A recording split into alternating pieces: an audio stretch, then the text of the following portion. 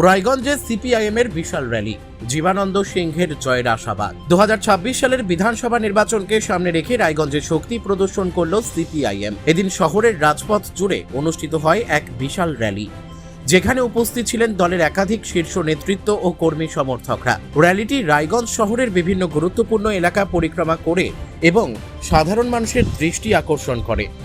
রায়গঞ্জ বিধানসভার সিপিআইএম প্রার্থী জীবানন্দ সিংহর সমর্থনে আয়োজিত এই র্যালিতে ব্যাপক জনসমাগম লক্ষ্য করা যায়। বিভিন্ন এলাকা থেকে আসা খেটে খাওয়া মানুষ, ছাত্র, যুব ও শ্রমজীবী মানুষের অংশগ্রহণে র্যালিটি কার্যত জনজোয়ারে পরিণত হয়। এই বিষয়ে জীবানন্দ সিংহ বলেন, সাধারণ খেটে খাওয়া মানুষ, ছাত্র, যুব সকলেই আজকের এই র্যালিতে স্বতঃস্ফূর্তভাবে অংশগ্রহণ করেছেন। মানুষের এই সমর্থনই আমাদের এগিয়ে যাওয়ার প্রেরণা।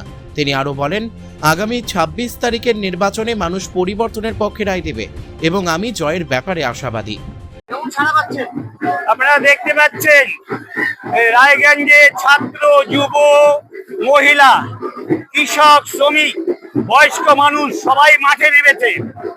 রায়গঞ্জ এবার বামফ্রন্টকে আবার ধীর পেতে যাচ্ছে।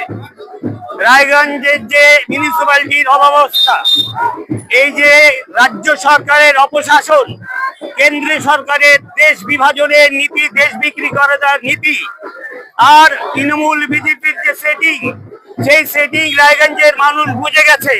রায়গঞ্জের মানুষ ভেতরে একজোট হচ্ছে।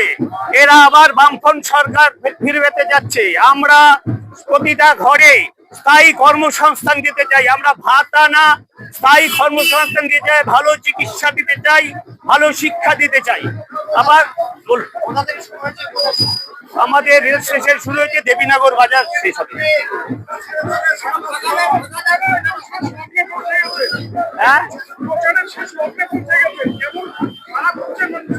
দেখুন, আপনারা জানেন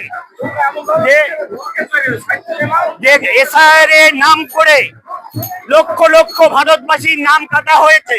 তাদের ভবিষ্যৎ কি সেটা কেউ বলতে পারবে না, যে তারা কি করে থাকবে, ভারতে থাকবে কি থাকবে না। এখানে গিয়ে মানুষ রুখে দাঁড়াচ্ছে, মানুষ লাল ঝান্ডার কাছে আসছে, লাল ঝান্ডাকে ভরসা করছে। রায়গঞ্জের মাটিতে, পশ্চিমবাংলার মাটিতে আবার লাল ঝান্ডা ফিরছে।